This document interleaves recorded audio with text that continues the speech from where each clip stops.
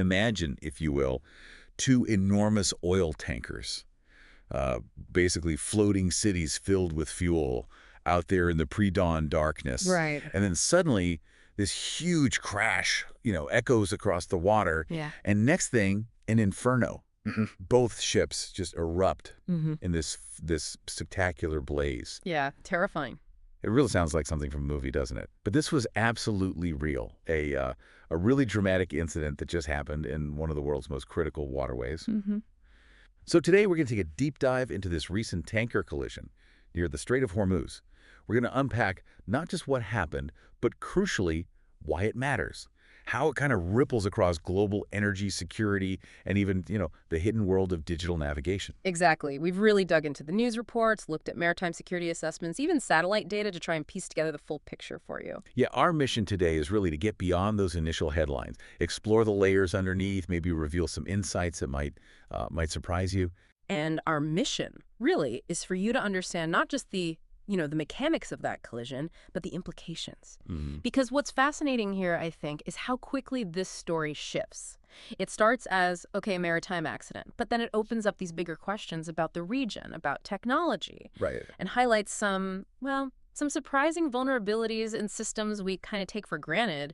We'll be connecting the dots, from the rescue efforts, which were successful, thankfully, to the energy markets and these emerging threats that are really changing maritime safety. Absolutely. And as we go through this, you'll definitely discover some surprising facts, like you said, the successful rescue, but also these less visible things like potential signal disruptions. Could they have played a role? It's quite unsettling. It really is. It's a story that pulls together geopolitics, high-stakes stuff with technologies that's cutting edge, but maybe also vulnerable. And, of course, the bravery of the people on the front lines out there. So, yeah, get ready for an illuminating journey, I think, as we navigate these complex waters together. Let's do it. Okay, let's start right at the beginning then. The immediate facts. What exactly happened that Tuesday morning near the Strait of Hormuz? Can you sort of paint the scene for us? Yeah, the scene was, undeniably dramatic. I'd even say terrifying. It's the early hours Tuesday morning before dawn really breaks. Right. And these two massive oil tankers, the Adelian and the Front Eagle, they collide. And it's with immense force. The impact was so severe that both ships immediately caught fire. Wow. Just immediately. Immediately. And you have to picture the scale here. These aren't, little fishing boats. These are vessels hundreds of meters long, each one potentially carrying millions of barrels of crude or refined products. The floating city's fuel, like I said. Exactly. And the image of two of those burning, in the dark on the open water, it must have been absolutely horrifying for anyone nearby. The potential for just a catastrophic environmental disaster or, worse, loss of life was huge. And the location, this wasn't just some random spot in the ocean, was it? That adds another layer, doesn't it? Why is this specific place so important?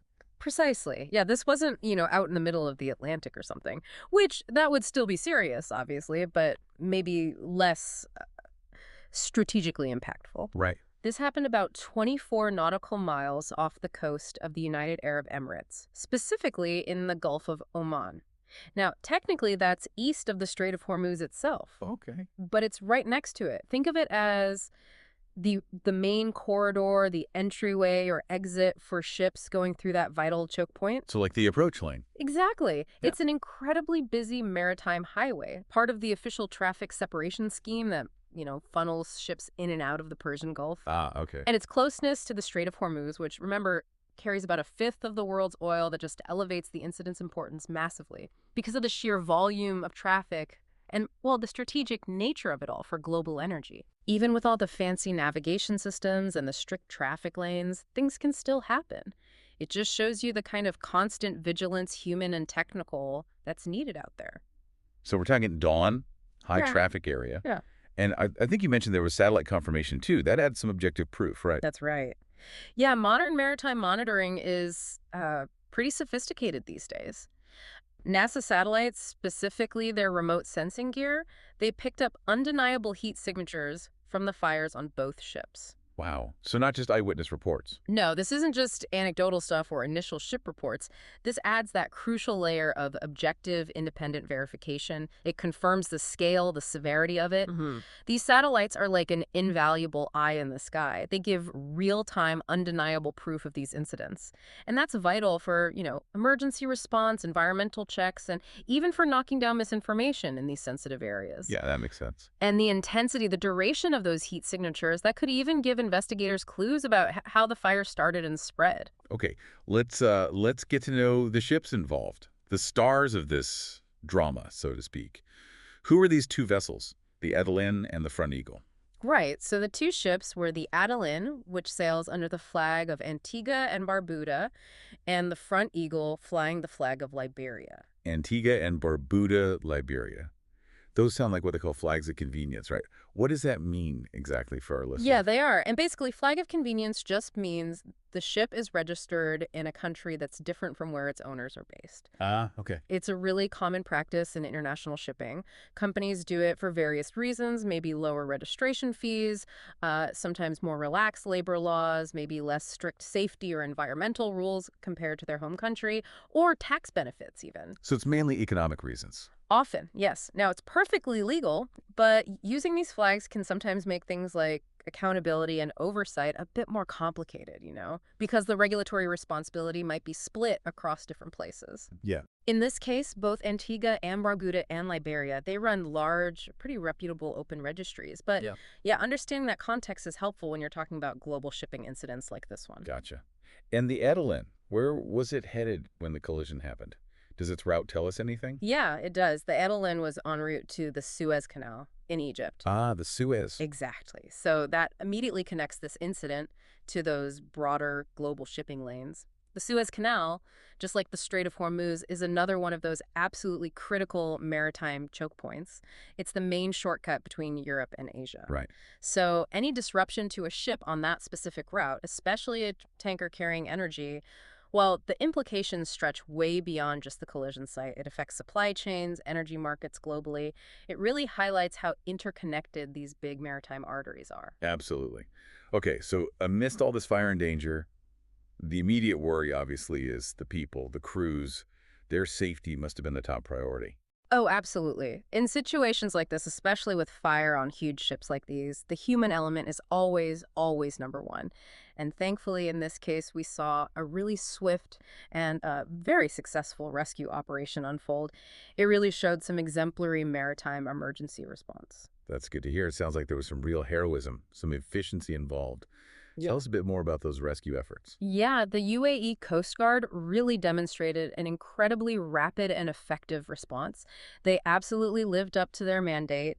Their search and rescue boats were dispatched immediately, along with other support vessels, Okay. and they managed to successfully evacuate all 24 crew members from the Adolin. That was the ship that was more critically hit by the fire. Right. Those crew members were then taken safely to the Corfacan port. They got medical checks, support, everything they needed. That's great. That action really highlights how effective their emergency protocols are. Their training, the professional capability of the UAE's maritime services. They executed a complex rescue under serious pressure. And that swift action, well, it can literally be the difference between life and death. Absolutely. And what about the other ship, the Front Eagle? What happened with their crew? Were they okay? Fortunately, yes. Frontline, the company that owns the Front Eagle, they confirmed that all of their crew members remained safe, and they didn't need to be evacuated from their ship. Oh, okay. So they stayed on board. They did, which is a really crucial, positive outcome amidst what could have been truly catastrophic. It suggests that while the Front Eagle was definitely involved and it did catch fire, Mm-hmm. their crew was either able to contain that blaze pretty quickly, or maybe the damage to their ship was less critical, allowing them to stay safely on board. That speaks volumes about their training, too, I guess. Absolutely. It's a testament to, rigorous training, effective onboard emergency procedures, and possibly just the robust design of modern tankers, which are built to try and compartmentalize damage and stop fires from spreading everywhere. It seems like the UAE Maritime Services have been quite busy lately. You mentioned their rapid response here. Was this just a one-off, or are they pretty active in the region generally? That's a really sharp observation, and it points to a broader reality about maritime operations there. This was actually the second significant intervention by the UAE Maritime Services in just 2 weeks. Really? What was the other one? Before this tanker collision, they'd actually done an air evacuation, like helicopter rescue of an injured crew member from another tanker in the area. So, yeah, it shows this clear, consistent pattern of active maritime security and rescue operations. It shows their ongoing commitment to safety in these critical waters.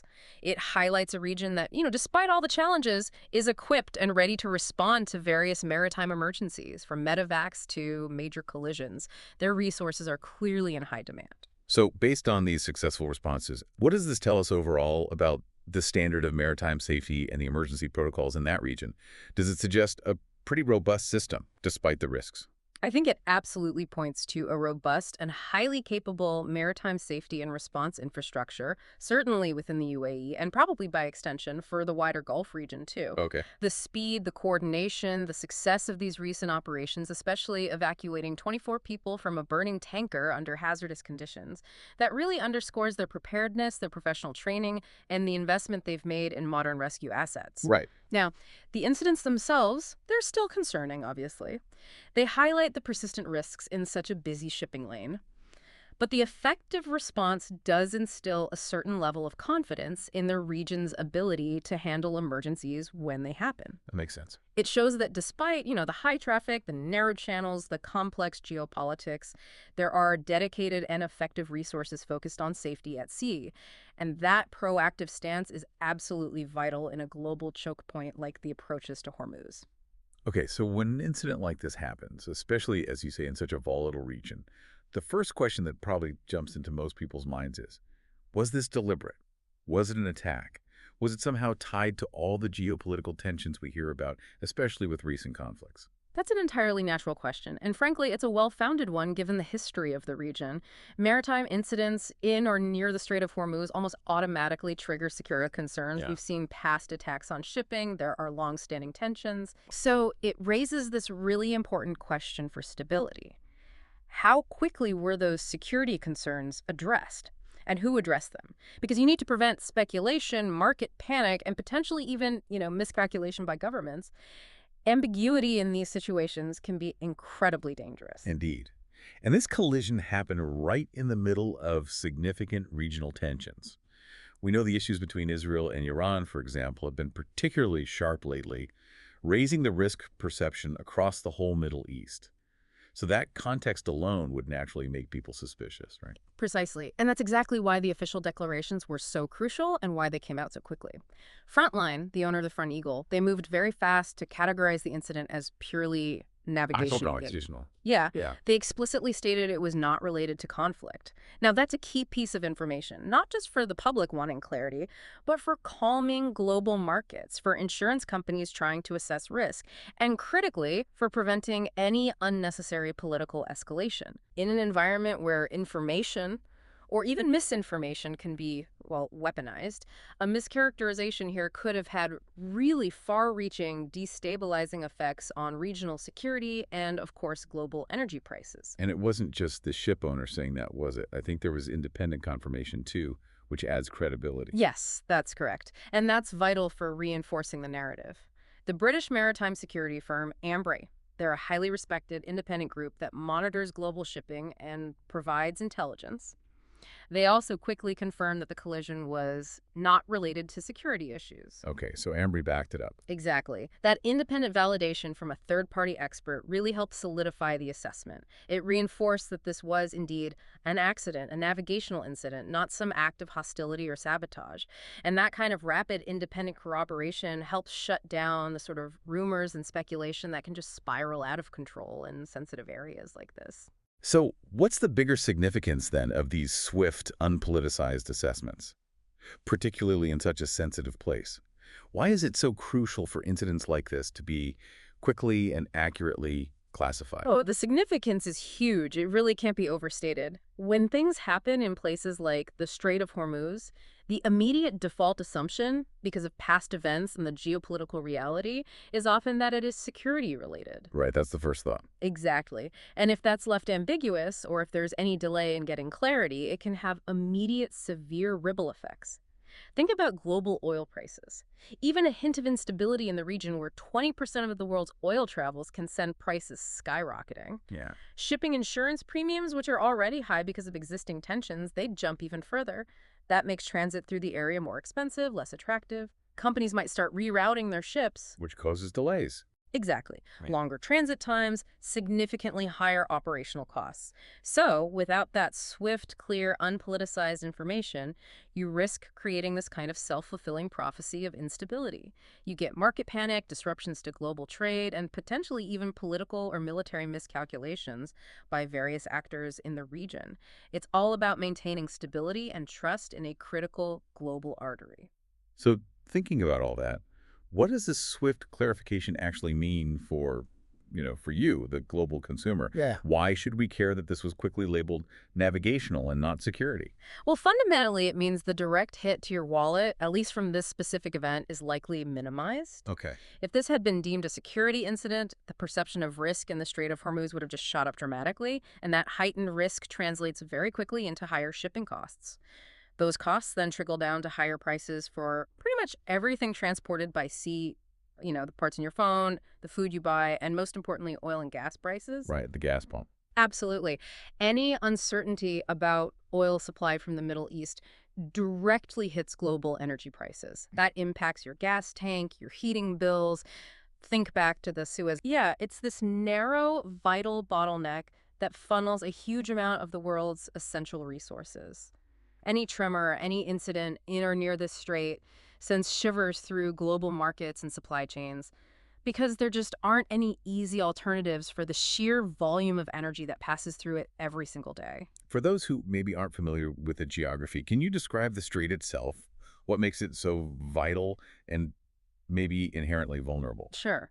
Geographically, the Strait of Hormuz is remarkably narrow, especially when you consider how important it is globally. It connects the Persian Gulf to the Gulf of Oman, so it's basically the only maritime exit for the massive oil reserves of several major Middle Eastern countries. How narrow are we talking? At its narrowest point, it's only about 21 nautical miles wide, which sounds like a fair bit, but the actual shipping lanes are much more constrained. Yeah. You have distinct inbound and outbound lanes, each just 2 miles wide. Only 2 miles. Yeah, separated by a 2-mile buffer zone. So this very constricted space, combined with the immense amount of traffic, creates an environment where, precise navigation is absolutely critical. The risk of collision or incident is always there. And you add to that, there are shallow depths in certain parts, which limits the size of ships that can even pass through. So you end up with a strategic choke point, unlike almost any other. Any incident, accidental or not, carries these disproportionate global consequences. And when we talk about its global importance, can you put some numbers on that? How much of the world's energy actually goes through this narrow passage? What does that mean? The numbers are truly staggering. They really highlight how critical it is to the global economy. Roughly 1/5, 20% of the world's daily oil supply passes through this choke point. 1/5. Yeah, we're talking around 20 million barrels per day in 2024. To put that in perspective, this single maritime artery carries more oil than the Suez Canal and the Panama Canal combined. Wow. Okay, that's huge. It is. It's the fuel that powers cars, heats homes, drives industries all over the world, and it's all squeezed through this one narrow funnel. This figure comes from agencies like the U.S. Energy Information Administration, the EIA. It just underscores how dependent the world is on the uninterrupted flow of oil from this region. Yeah. Any disruption here, even a temporary one, sends immediate and profound economic and geopolitical shockwaves worldwide because there's simply no comparable alternative route for that kind of volume. And who are the key players? Which nations rely most heavily on the strait for their oil exports? It's the main export route for some of the world's largest and most influential oil producers. We're talking Saudi Arabia, Iraq, the United Arab Emirates, Kuwait, Qatar. They're big ones. The big ones. Yeah, these nations collectively represent a huge chunk of global oil and also liquefied natural gas, LNG, output. So the stability and the uninterrupted flow through the strait are essential, not just for their own economies, which rely heavily on energy exports, but also for the stability of global energy markets and, frankly, global geopolitics. Any perceived threat to this passage immediately escalates tensions among global powers. It's been a persistent flashpoint for decades. Now, even before this specific collision, we've heard about the recent regional conflicts. How have those broader tensions already started to influence shipping decisions, shipping behavior in this region? It sounds like this isn't exactly a new concern for operators. That's a critical point. It really speaks to a pre-existing state of heightened alert. The region has been simmering with tensions, particularly from the Israel-Hamas conflict spilling over into maritime routes, especially in the Red Sea. So, while this collision was navigational, the wider environment had already forced significant changes in shipping behavior in and around the Strait of Hormuz. Some companies, for instance, were already actively avoiding this area completely, or at least seriously reevaluating whether they wanted to operate there, citing things like increased insurance premiums and security risks. So they were already nervous. Exactly. It shows this pre-existing sensitivity, a conscious effort by some companies to mitigate risks they perceived, even if it meant taking longer, more expensive routes. Ship operators are making these complex risk-benefit calculations every single day out there. Can you give us a concrete example? A major player making that kind of strategic decision to avoid the area even before this collision. Certainly. Frontline, who we mentioned earlier, world's largest publicly listed tanker company, and coincidentally, the owner of the Front Eagle involved here. Right, the owner of one of the ships. Yeah. They publicly announced a pretty significant policy change before this recent incident. According to a Financial Times report, Frontline stated on the Friday just days before this Tuesday collision, that it would refuse to accept new contracts that involved transiting through the Strait of Hormuz. Wow. Refuse new contracts. Yeah, and that decision was a direct response to the recent escalation in the Israeli-Iranian conflict and the broader security situation in the Middle East. This wasn't some knee-jerk reaction to one incident. It was a calculated strategic decision based on the overall persistent security climate and what they saw as an unacceptable level of risk for their ships and their crews. Wow. Okay. So a major company like Frontline basically says, nope, the risk is too high for new business here. What are the bigger implications if more and more major shipping companies start doing that? Rerouting, refusing contracts through Hormuz, what does that actually mean for global supply chains, transit times, and ultimately for us, the consumers? The implications are enormous. It's a cascading domino effect across the global economy. If a growing number of major shipping companies decide to reroute, it would dramatically increase transit times. How much longer? Instead of a relatively direct passage through the strait, ships might have to sail all the way around the Arabian Peninsula. That could add weeks, maybe even a month, to voyages between, say, Asia and Europe. A month. Potentially. And that immediately means significantly higher fuel consumption, increased labor costs for the longer cruise shifts, higher insurance premiums for longer routes, and, prolonged exposure to perceived risks. And those costs get passed on. Exactly. Those extra costs would then be passed straight on to the consumer, leading to higher prices for a huge range of goods and commodities, including, most critically, oil and everything made from it. Plus, it creates massive logistical headaches for global supply chains. You get widespread delays, unpredictability, especially for companies relying on just-in-time inventory. It forces this fundamental reevaluation of risk versus reward for every company that relies on these shipping lanes. It could push up global inflation, slow down international trade. And it's not just hypothetical. We've seen similar impacts from the disruptions in the Red Sea recently. Yeah. And the Strait of Hormuz would be an even bigger shock just because of the sheer volume of energy it handles. Can you imagine the logistical nightmare and the sheer cost if more and more of these major shipping routes just become too risky? Yeah. It really makes you stop and think how incredibly reliant we are on these maritime arteries for everything. It really does. Okay, so if this collision wasn't a security incident, and we're assuming the ships were reasonably well-maintained, seaworthy, what else could cause a navigational error of this scale in such a critical, well-charted shipping lane? This is where the story takes a really surprising and, frankly, quite unsettling turn, isn't it, into technology. Indeed. This isn't just about potential human error or mechanical failure anymore, although those are always possibilities, of course. Yeah. But this raises that important question. What hidden, maybe technological vulnerabilities might be at play, especially in our increasingly digitized world of navigation, and particularly in sensitive regions that might be prone to sophisticated interference? We could be looking at potential non-kinetic, cyber-like attacks affecting critical infrastructure. Non-kinetic cyber-like attacks. That sounds pretty ominous. Can you just clarify what you mean by that? Sure, when we say non-kinetic cyber-like, we mean aggressive actions that don't involve traditional physical force, like weapons. Okay, no bombs or missiles. Right. Instead, they target systems using digital means, maybe manipulating electronic signals, exploiting software weaknesses rather than, launching torpedoes or boarding ships. So, in the context of maritime navigation, it means attacks that don't physically damage the ship itself, but they compromise its ability to know where it is or to communicate accurately. They do this by manipulating the very electronic signals the ship relies on. It's like an invisible battlefield, but with potentially very real physical consequences. And what are the expert theories suggesting specifically about this collision? Well, maritime experts are seriously suggesting that GPS signal spoofing could have contributed to the collision. GPS spoofing. Yeah. And this isn't some far-fetched, tinfoil hat theory. It's a significant hypothesis that points to a less visible but potentially more insidious threat to modern shipping. It goes beyond simple jamming, just blocking signals, to something far more deceptive. GPS spoofing. Hmm. It does sound like something from a spy movie. Can you give us more context on this theory? Is this a known problem, or is it something new or isolated to this region? Unfortunately, it's part of a wider, documented pattern. Ships operating in this region have been reporting navigation system disruptions connected to the broader regional conflict for quite some time now. Really? It's ongoing. Yeah, it's not an isolated theory or a one-off incident. It's an ongoing and, frankly, escalating challenge.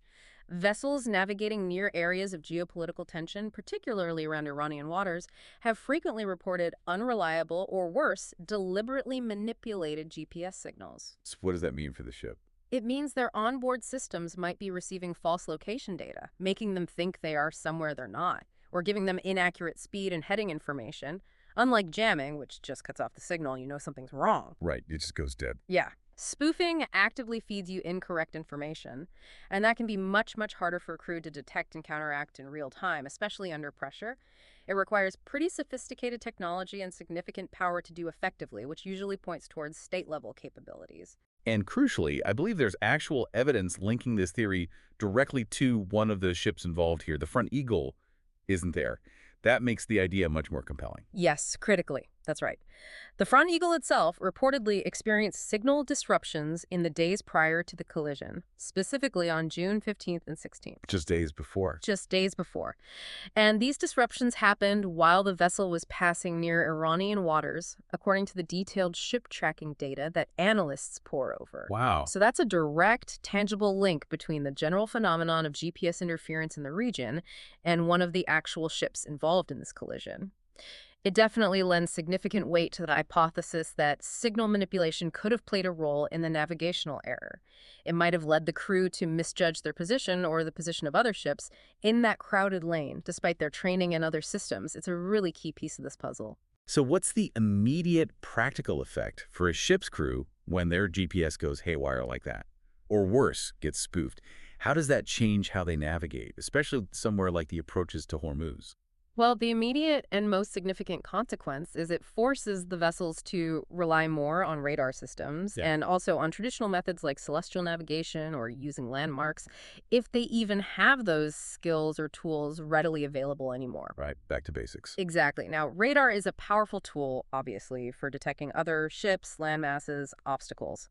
But it doesn't give you the same precise, real-time positional data that GPS does. Oh, so. GPS tells you exactly where you are on the globe with incredible accuracy, often down to just a few meters using satellite triangulation. Radar, on the other hand, it gives you relative positioning. It tells you what's around you, their bearing, their distance, but it doesn't tell you your absolute position on the chart with that same pinpoint precision. I see the difference. So when GPS is unreliable, or worse, actively misleading you because of spoofing, crews have to fall back on these more traditional, less precise, and frankly much more labor-intensive methods.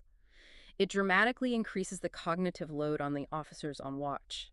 It can reduce their overall situational awareness, especially in crowded, high-traffic areas where just a few meters can be the difference between safe passage and, well, collision. It effectively degrades their precise navigation capabilities, making errors much more likely and their reaction times slower. This is really an illuminating detail, isn't it? It's not just about a physical crash or a broken engine anymore. This is about an invisible technological battleground that's directly affecting global shipping, the very way modern ships find their way. It adds this whole new layer of vulnerability to something we take for granted. You've absolutely hit the nail on the head there, and this is where the deeper insight really lies. This fundamentally challenges the assumptions of modern maritime navigation, which has become incredibly reliant on satellite positioning systems like GPS. Yeah, everything uses it. For decades, GPS has been the backbone. Pinpoint accuracy for everything from massive tankers down to tiny fishing boats. But if these signals can be deliberately messed with, jammed, or spoofed by malicious actors, it means a critical layer of safety and efficiency is suddenly compromised. So what does that mean going forward? Well, it begs the question, doesn't it? What does this mean for our reliance on digital tech in these high-stakes environments? And how can we develop more resilient navigation systems? Systems that are maybe impervious to these kinds of attacks or disruptions. This isn't just about one incident, it's potentially a significant paradigm shift in maritime security. So new tech, or maybe old tech. Both, potentially. The long-term implications could involve reevaluating ship design, definitely crew training, maybe even international maritime law to account for these unseen threats. We might see a resurgence in interest in traditional navigation skills as a mandatory backup. Or the development of alternative positioning systems, things like enhanced LORAN or LRAN, or more robust inertial navigation systems that don't rely on external signals at all. So thinking about our listener again.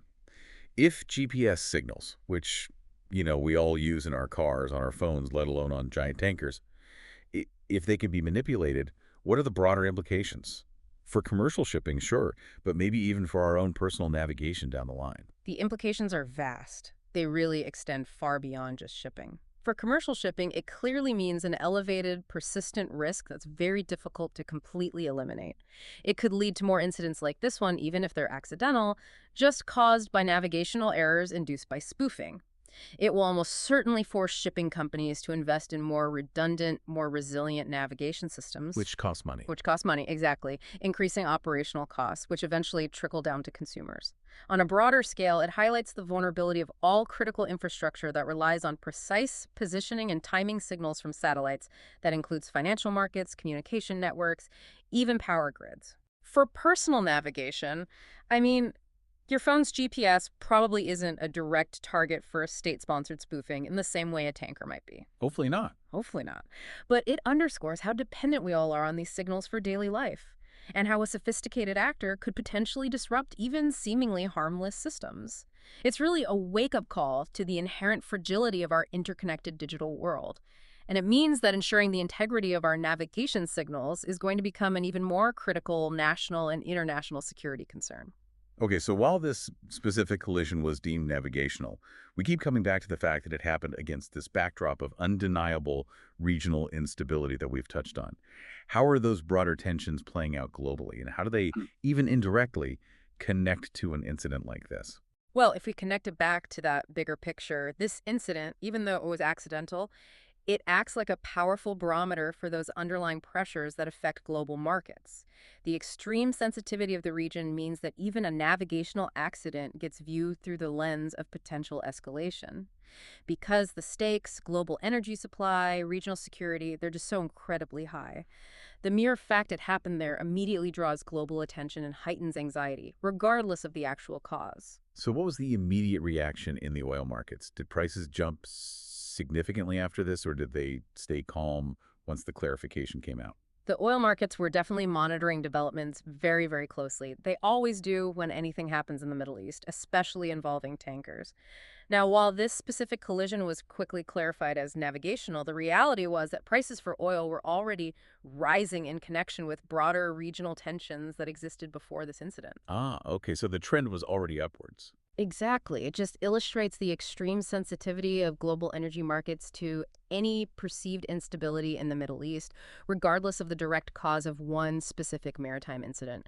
Those underlying anxieties about potential supply disruptions were already kind of baked into the market. So any event, even an accidental one like this, just adds to that existing anxiety, maybe causes a slight bump, or perhaps prevents prices from dropping when they otherwise might have. It's a really volatile equilibrium, easily tipped. And just to bring it back to the local authorities for a moment, you mentioned earlier the UAE Maritime Service's two recent interventions. It really highlights that this isn't just a calm region with the odd incident, is it? It's a consistently high-pressure operational environment for the people tasked with safety and security there. Precisely. Their actions, those two swift responses in as many weeks, they really underscore the ongoing high-intensity operational environment that maritime services in that region face every day. It's not like a relaxed patrol out there. It's a continuous demand on their resources, their personnel, their vigilance, just to ensure safety and respond to all sorts of emergencies. Not all of them are security related, but they all happen in this high-stakes zone. Yeah. This continuous activity really highlights the extensive commitment and investment that's required just to maintain maritime domain awareness and operational readiness in one of the world's most critical and sensitive waterways. They're constantly juggling the complexities of high traffic, environmental risks, and those underlying geopolitical tensions. And speaking of those broader tensions, there was a striking detail mentioned in some of the source material. It felt almost out of place with the shipping collision, but it really highlights the level of tension you're talking about. Indeed. Yes, some of the reports mention, sort of in the context of these broader regional tensions, that Israel issued evacuation warnings for 330,000 people in Tehran on Tuesday morning. The same morning as the collision. The very same day. Now, it's absolutely crucial to understand this is a distinct event. It's completely separate from the maritime collision. There's no causal link to the tankers. Right, totally separate things happening. Totally separate. However, its inclusion in the overall reporting around this time speaks volumes about the sheer level of interconnected tension and anxiety that just permeates the region right now.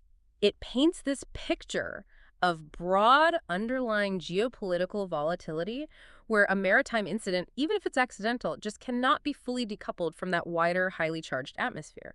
It serves as an example, really, of the ambient level of tension that causes any incident to be viewed, at least initially, through a security lens, regardless of its true cause. It just illustrates that constant potential for miscalculation and escalation that always seems to loom over the Middle East. So, what does this all mean then? How do these seemingly disparate pieces, a tanker collision, the possibility of GPS spoofing, rising oil prices, even evacuation warnings in a distant city, how do they all weave together? Do they form a coherent picture of this highly interconnected and sensitive region? It sounds like a really complex system. They absolutely form a picture of extraordinary fragility and intricate interconnectedness, exactly like a complex adaptive system. The tanker collision, while ultimately deemed accidental, immediately sent ripples simply because of its critical location right next to the Strait of Hormuz. So location is key. The location is key, and that location, as we've established, is globally critical as an energy choke point. Then, the potential cause, GPS spoofing, reveals this new and alarming technological vulnerability in our digital world. It exposes how even invisible attacks can have physical, potentially catastrophic consequences. And all of this is happening against that backdrop of intense, persistent geopolitical tension, exemplified by things like those Tehran warnings that keeps global markets and diplomatic channels constantly on edge. It's really a testament to how seemingly isolated events can quickly become magnified and tangled up with these broader currents of international relations, technological warfare, and global economics. Every piece of information, from a successful rescue to a warning in a faraway city, it all contributes to understanding this intricate, often precarious web of pressures in this absolutely vital region. What we've really seen in this deep dive, then, is a microcosm, a small example of the massive challenges facing our interconnected world. You start with a single incident, a collision between two ships, and it rapidly expands into this huge story about global energy, geopolitics, and these hidden vulnerabilities of modern technology. The immediate facts are one thing, but the implications, they're just so much broader, touching everything from, our gas prices to the very fabric of international security. And knowledge is most valuable when it's understood and applied, right? This deep dive really exemplifies that.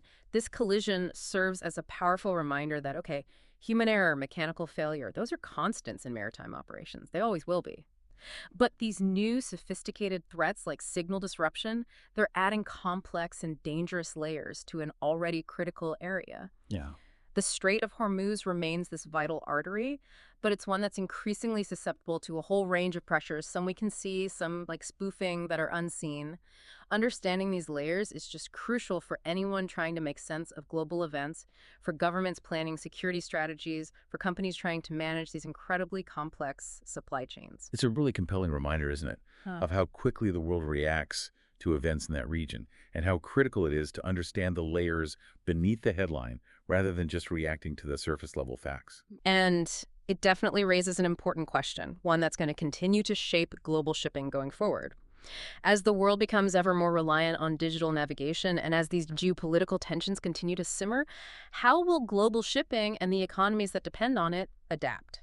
How will they ensure safe passage in these high-stakes waters? Hmm? What robust, maybe redundant measures might be needed to safeguard our navigation systems from deliberate interference, to ensure not just safety but also economic stability?